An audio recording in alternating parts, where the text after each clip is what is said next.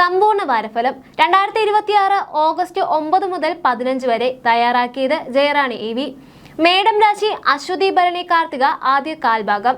ആശയവിനിമയത്തിലും പുതിയ സംരംഭങ്ങളിലും വലിയ പുരോഗതി പ്രകടമാകും. സഹപ്രവർത്തകരുടെ പൂർണ്ണ പിന്തുണ കരിയറിൽ ലഭിക്കും. യാത്രകളിൽ അതീവ ജാഗ്രത അനിവാര്യമാണ്. മുൻകോപം നിയന്ത്രിക്കുന്നത് തർക്കങ്ങൾ ഒഴിവാക്കാൻ സാധിക്കും. സന്താനങ്ങളുടെ കാര്യത്തിൽ പ്രത്യേക ശ്രദ്ധ നൽകേണ്ട സമയമാണ്. ഇടവം രാശി കാർത്തിക അവസാന മുക്കാൽ ഭാഗം, രോഹിണി മകീരം ആദ്യ പകുതി ഭാഗം. പ്രതീക്ഷ സാമ്പത്തിക മൂലാധാരങ്ങളിൽ നിന്നും അനുകൂലമായ വാർത്തകൾ എത്തിച്ചേരും. പ്രൊഫഷണൽ രംഗത്ത് ഉത്തരവാദിത്തങ്ങൾ വർദ്ധിക്കുമെങ്കിലും പ്രവർത്തന ശൈലി അംഗീകരിക്കപ്പെടും. വാഗ്ദാനങ്ങൾ നൽകുമ്പോൾ ജാഗ്രത പാലിക്കുക. ആരോഗ്യ കാര്യങ്ങളിലും മാതാപിതാക്കളുടെ കാര്യത്തിലും കൂടുതൽ ശ്രദ്ധ ആവശ്യമാണ്. മിഥുനം രാശി മകീരം അവസാന പകുതി ഭാഗം, തിരുവാതിര പുണർദം ആദ്യ മുക്കാൽ ഭാഗം. ജന്മരാശിയിലെ ചന്ദ്രസഞ്ചാരം വാരത്തിൽ വലിയ സന്തോഷവും ചിന്തകളിൽ വ്യക്തതയും കൊണ്ടുവരും. കരിയറിലെ പുതിയ അവസരങ്ങൾ തെളിയും. തടസ്സപ്പെട്ട പദ്ധതികൾ പുനരാരംഭിക്കുവാനും സാധിക്കും. കുടുംബത്തിലും സഹോദര സ്ഥാനീയരുമായുള്ള ബന്ധങ്ങളിലും മുൻപുണ്ടായിരുന്ന അഭിപ്രായ വ്യത്യാസങ്ങൾ മാറി സമാധാനം കൈവരും. കർക്കിടകം രാശി പുണർദം അവസാന കാൽഭാഗം, പൂയം ആയില്യം ആദ്യ ദിവസങ്ങളിൽ ധനകാര്യത്തിൽ കൃത്യതയും ക്രമീകരണവും ആവശ്യമാണ്. വാരാന്ത്യത്തോടെ സാഹചര്യങ്ങൾ തികച്ചും അനുകൂലമായി മാറും. ആത്മവിശ്വാസത്തോടെ പ്രതിസന്ധികൾ മറികടക്കും. ദീർഘകാല പദ്ധതികളിൽ ആവശ്യമായ കരുതലുകൾ വരുത്തുന്നതും ബിസിനസ്സിൽ മികച്ച തന്ത്രങ്ങൾ ആവിഷ്കരിക്കുവാനും ഈ ആഴ്ച ഉപകരിക്കും. ചിങ്ങം രാശി മകം പൂരം ഉത്രം ആദ്യ കാൽഭാഗം. സാമൂഹിക കൂട്ടായ്മകളിൽ സജീവമാകുവാൻ അവസരം ലഭിക്കും.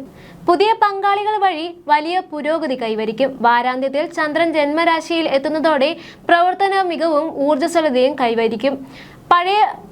പഴയകാല നിക്ഷേപങ്ങളിൽ നിന്ന് അനുകൂല ലാഭവും കൈവരും.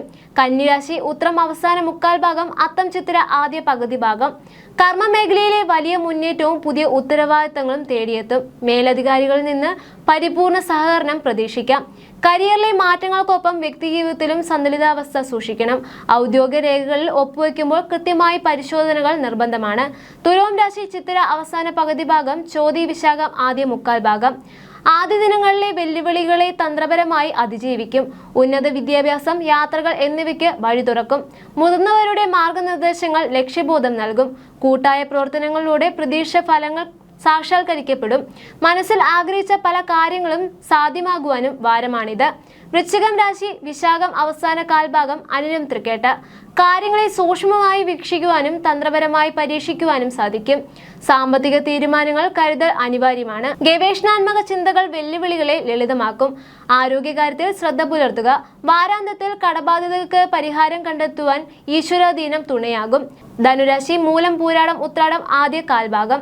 പങ്കാളിത്ത സംരംഭങ്ങളിലും പ്രൊഫഷണൽ ബന്ധങ്ങളിലും വലിയ നേട്ടങ്ങൾ കൈവരിക്കും. പുതിയ കരാറുകളിൽ ഏർപ്പെടുന്നവർ അനുയോജ്യമായ സമയമാണിത്. തുറന്ന ആശയവിനിമയങ്ങളിലൂടെ അഭിപ്രായ വ്യത്യാസങ്ങൾ പരിഹരിക്കപ്പെടും. മുൻപ് നിലനിന്നിരുന്ന ശാരീരിക അസ്വസ്ഥതകൾ ഉള്ളത് കൃത്യമായ ജീവിത പരിപാലിക്കുന്നതിലൂടെ നേരിടാൻ സാധിക്കും. മകരം രാശി ഉത്രാടം അവസാന മുക്കാൽ ഭാഗം, തിരുവോണം അവിട്ടം ആദ്യ പകുതി ഭാഗം. ദിനചര്യകളിൽ കൃത്യത പാലിക്കുന്നതോടെ ഔദ്യോഗിക പ്രതിസന്ധികൾ മറികടക്കുവാൻ സാധിക്കും. കഠിനാധ്വാനത്തിന് അർഹമായ ഫലം ഉറപ്പാകും. പങ്കാളിയിൽ നിന്നും സഹപ്രവർത്തകരിൽ നിന്നും മികച്ച പിന്തുണ ലഭിക്കും. ചിട്ടയായ വ്യായാമവും ഭക്ഷണക്രമവും ആരോഗ്യവും ഉന്മേഷവും നൽകും. കുംഭം രാശി അവിട്ടം അവസാന പകുതി ഭാഗം, ചതയം പൂരിട്ടാതി ആദ്യ മുക്കാൽ ഭാഗം. വാരത്തിന്റെ തുടക്കത്തിൽ മാനസിക അസ്വസ്ഥതകളെ മറികടന്ന് മുന്നേറും.